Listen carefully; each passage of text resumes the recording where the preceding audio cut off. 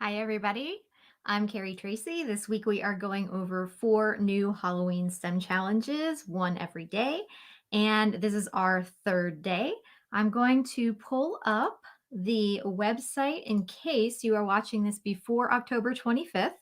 If you haven't already, there are 4 STEM challenges waiting for you as a thank you for subscribing to my email list. And that is using the bit.ly link that is for Halloween STEM, and that's all lowercase. And if you're seeing this after October 25th, I'm really, really sorry because I know that that is a bummer. But you can still join the list so that you don't miss out when I do things like this in the future. I'm always trying to find some fun ways to say thank you. And you can use bit.ly/KT email all uppercase to find that out. Now, if you're looking for these resources after the fact and you want to purchase them, they're in my Teachers Pay Teachers store. Just look up Halloween, or if you're having any trouble, you can comment here and I'll link it out for you. And with that, why don't we go ahead and get started? I'm going to dive right in because today our challenge is eyeball dish. I'm really excited about this one. It's a lot of fun. It was inspired by 2 things. One, I found these amazing ping pong balls at Dollar Tree. Yes, another Dollar Tree find. It's okay if you don't have those. You don't need them. They're just fun if you can find them. It's also inspired by this little piece of clip art that I thought was too much fun. So we are going to go through some of the criterion constraints, how you might adjust it, how you might adjust the materials. And I think the best thing to do is actually just to dive right in and take a look. I think you can see it a little bit better on the Google Slides version than the printable while we're discussing it. I think I'm going to take this banner off for right now. I can put it up later. Hopefully at the end I'll remember to.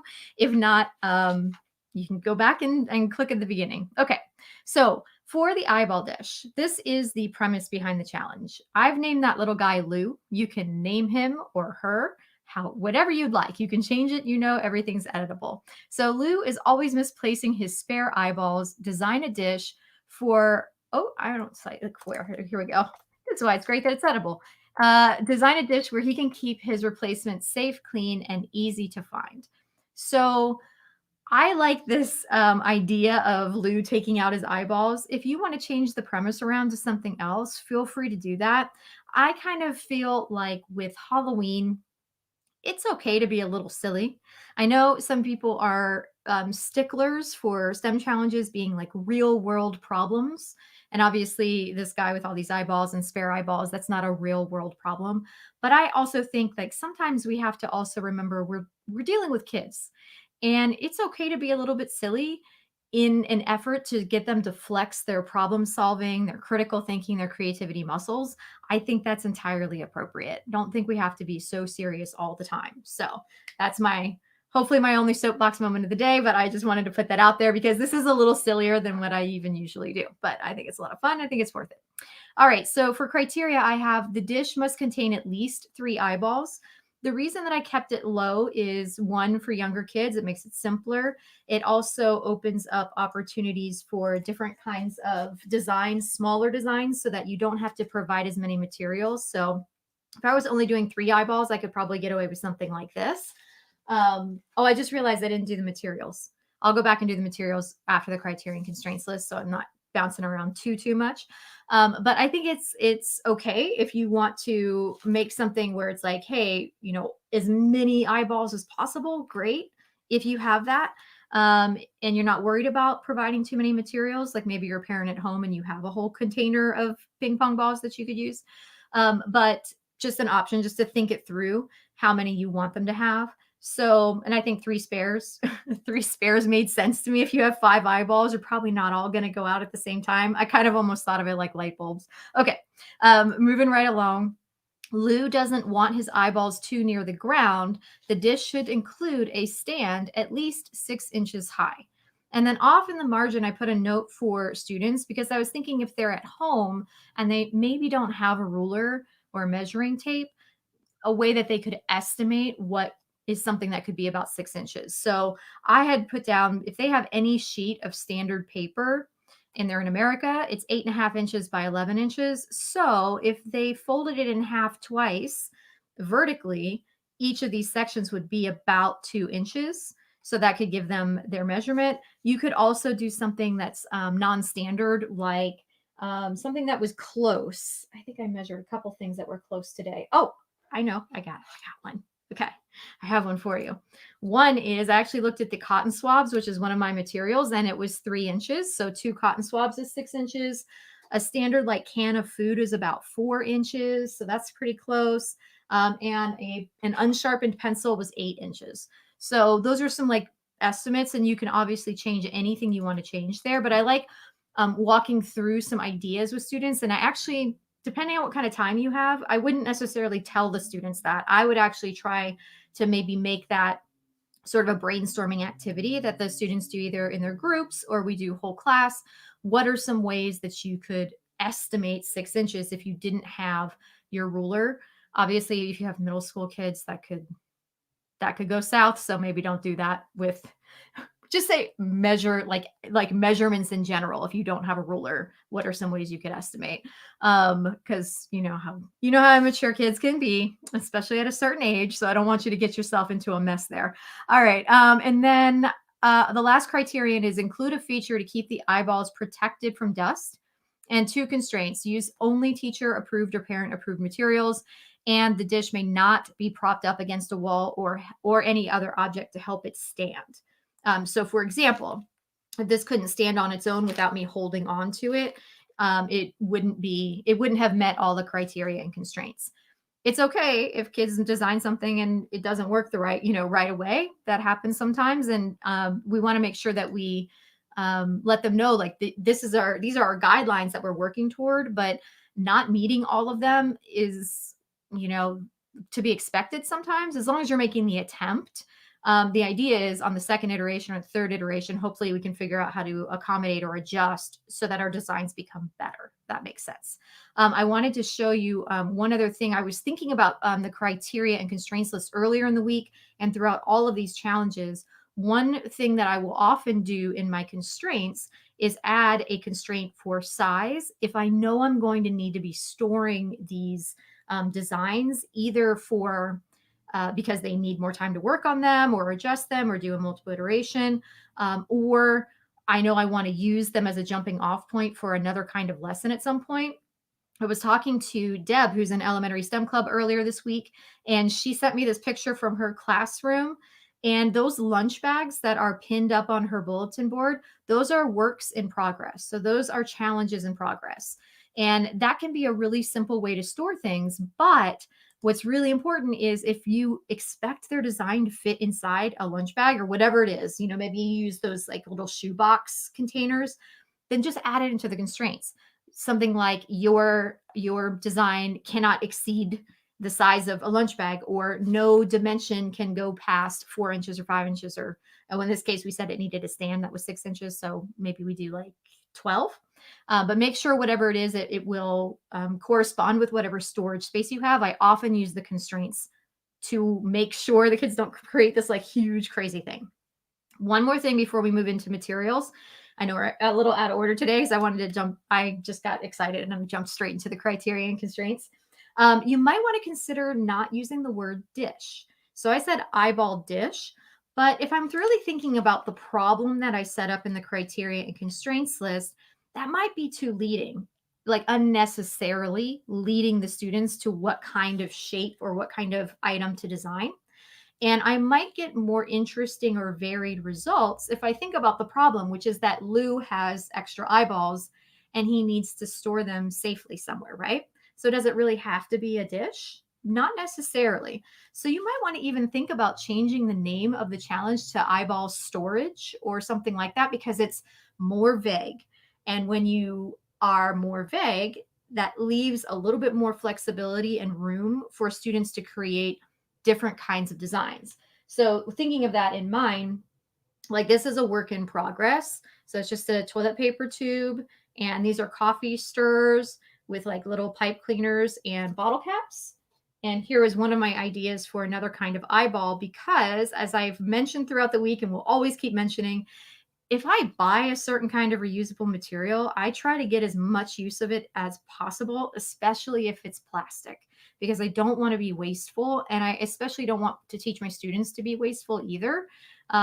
So I already have these for I've mentioned them every day this week. I think that they come in handier than you might expect, right? And you don't have to glue an eyeball onto this like in order to make it work for the challenge, but it was fun. So I did a few. So I have a couple that have eyeballs on them, but they don't have to. But the reason that I brought this up is that when I looked at this, I was thinking, I don't know if this is a thing you would make if you saw the word or if you saw a challenge titled eyeball dish. I think you think of something dish shaped, right? So it's just a thought. You might want to consider on the editable form changing it so that it's not just dish and it's something more broad like storage or stand or something like that. Now, both of these don't meet all the criteria and constraints, right? Because it said that it needed to be 6 inches off the ground, and this is probably about 4 inches, and it doesn't have a dust cover. It has nothing to take care of it. When a student goes to present their designs, whether it's online, like through a Google Meet, or they're in class, if they haven't, a lot of times they run out of time, right? And sometimes they get really dejected about that. And you want to um, ask them about the criteria and constraints and hopefully model for other students to start asking these kind of questions as well, but not to like shame them if they don't have it. Because especially if you're constraining the time and you're saying you have like 15 minutes to build or 20 minutes to build, sometimes you just run out of time. So if I don't see a criterion met, I might say something like, I might ask a question and just say, oh, can you show me did you meet the criterion about the dust protection?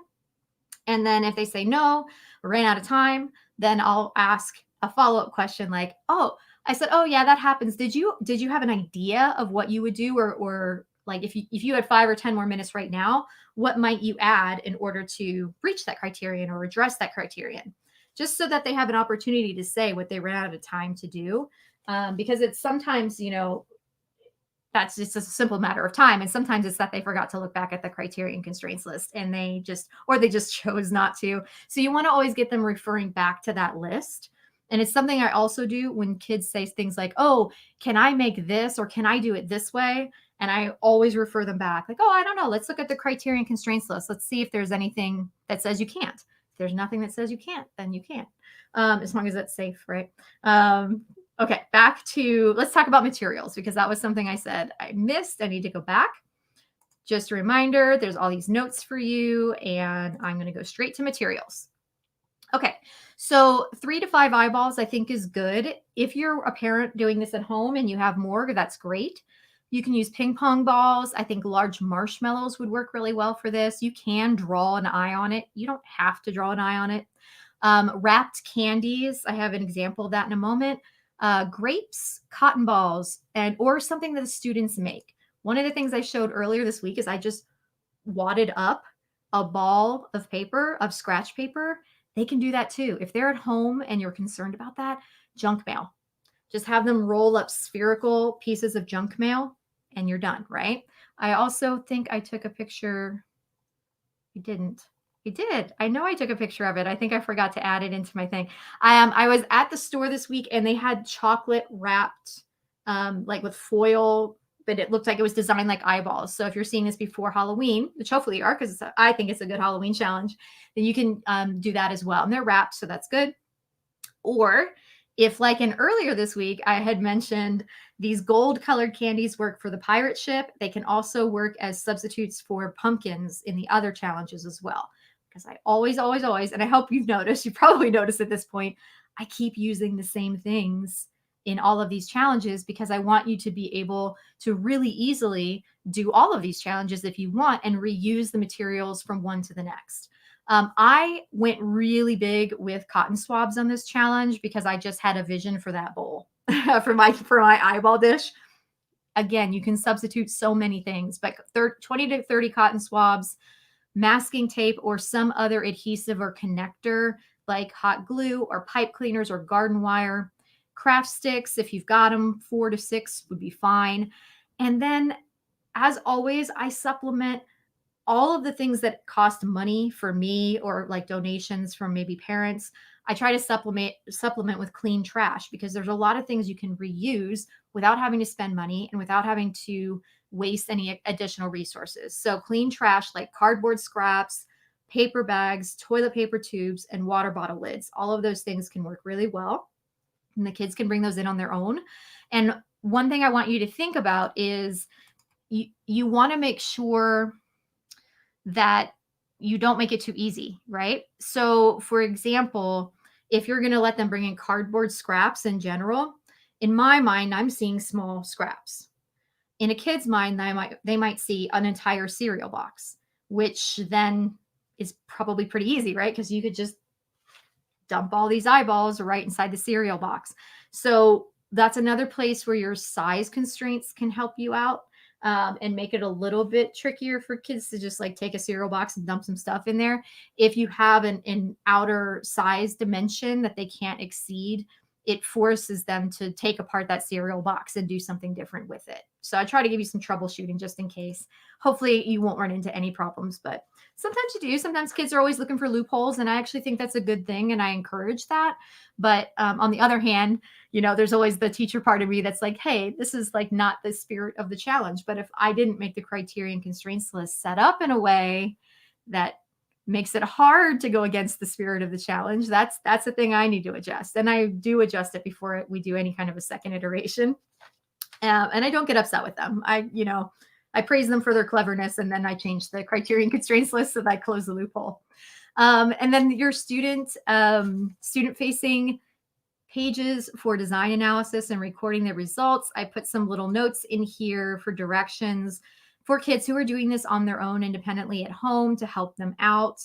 And yeah, and then these are just our other main sheets. Don't skip them. They're very important. I wanted to see. Oh, oh no. Okay. Carrie had just written, and I'll just bring this up, to contact her because she is part of Elementary STEM Club, but she hasn't been able to log in yet. So, Carrie, I will reach out to you. If you don't hear from me tonight, then will you email me? Because sometimes, especially if you logged in, I'm sorry, I know this is an aside for everybody else. If you purchased under a school district email, sometimes they filter the emails. So if you don't see something from me tonight, reach out to me either through a direct message on Facebook, or you can email me, Kerry, Kerry, at feelgoodteaching.com. And all Feel Good Teaching is all one word. Okay. So I think that we are pretty much done. I want to tell you one more thing. I want to go through my notes and make sure I didn't miss anything.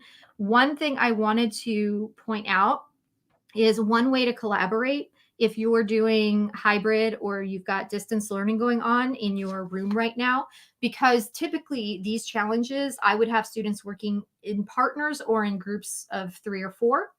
That might not be possible based on where you're at, what's going on with COVID in your district.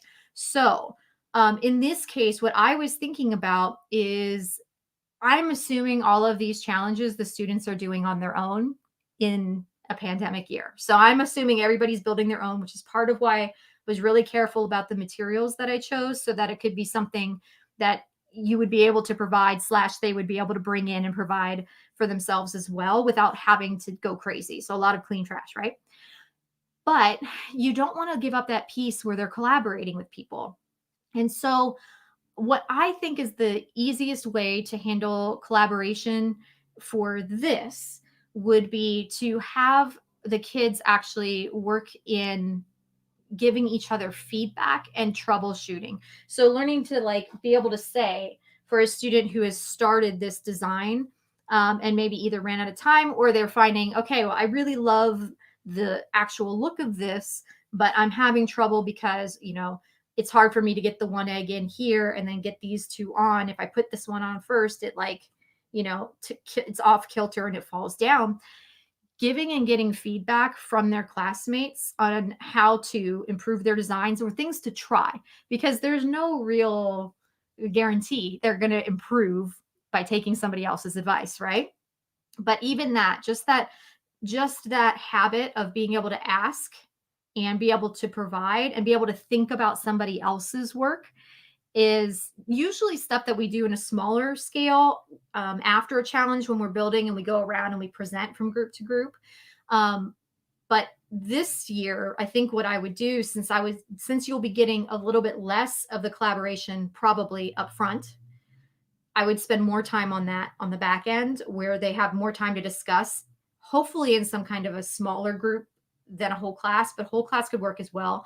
And if you have to do it whole class, I would have kids volunteer to like say like, oh, I need help with something, or I would like to ask for people's advice on something about my design, and then have them do that as a whole class. That can work. Another option is actually to have the kids come together, however that looks, if that's on screen or in a meeting or even in class, but socially distanced or outside or socially distanced. What I might have them do is to sketch out a design, each of them, then come together. And if they're not on site, you can use a Google slide for this so that they can have mutual editing on a Google slide or something, maybe even like Padlet. Padlet will be a little bit, might not work as well, but it could. Or Flipgrid, any of these kinds of things where they could come together, show their designs, and then create a new group design. I don't know why I put quotes around it. I've been doing that a lot lately. A group design that uses at least one element from each of their other designs. That could get tricky if you've got hybrid and they're not all using the same materials, but it's not impossible. And one of the things I would encourage us all to embrace this year is that we're going to run into a lot of obstacles. We have been all year long with so many things. And I think for me, the thing I think is really good to focus on is just being resourceful and working around obstacles. And so that's one of the reasons that I don't think we need to give up STEM challenges at all. I do think we can have them done individually. It's not ideal, but it does work. And getting materials can work as well. We just have to think about things a little bit differently and be resourceful. And I think if that's the only thing that our kids get out of this, then it won't be. Just learning to be resourceful with things. That's a huge life skill to like not, to not look at something like this and say, oh, well, I don't have pipe cleaners, so I can't do this challenge. And that's one of the reasons I don't show kids examples, by the way. Another one before they start building is because then they might get fixated on like, oh, I don't have pipe cleaners, so now I'm upset because I can't do the thing that I want to do. We don't want them thinking that way. We just want them thinking, here's what I have available to me. What can I make with what I have? And that's important, I think. Okay, it's another soapbox moment. I said I was only going to do one today. Before I go, the thing that's really important for materials for you and for your kids is that they're accessible. Everybody has trash at home, and lots of it is clean enough that they can use it. Malleable, which means stuff that they're going to have to manipulate. It doesn't all have to be malleable. It's good to have, wood that's rigid, some plastic if it's available and is good. But I always use a lot of things like flexible cardboard or foil or pipe cleaners or paper that has to be manipulated, because that's where you get really different, interesting designs. And that's where kids really have to kind of think outside of the box, right? So accessible, malleable, and whenever possible, reusable. And so as you've seen this week, most of the things you could do one challenge if you want to do just one challenge a day, and then break down those materials and reuse them in the next day or week or however you're doing this, and on and on and on, because you'll notice cotton swabs shows up a lot, cardboard scrap shows up a lot, water bottle lids, generally clean trash, and then the candies or whatever. Those are things you can use on all of the different challenges. So before I head out tomorrow, we are not meeting because I have an elementary STEM club engagement, but back on Friday to do the final challenge, which is bug trap. If you already have my other set of Halloween STEM challenges, you're going to notice that on the surface, it looks a whole lot like Creature Catcher, and there's overlap, but they're different. So don't worry about that. And I will bring up that banner one more time in case you need the website to pick up the free challenges. You're running out of time, so don't miss them this week. I know it's going to be so sad if you see this afterward. So for Halloween STEM, pick them up, grab them, join me back here on Friday, same time, and we'll go over the last challenge. Carrie, I will be emailing you in the next 20 minutes, okay? Bye for now. I'll see you Friday.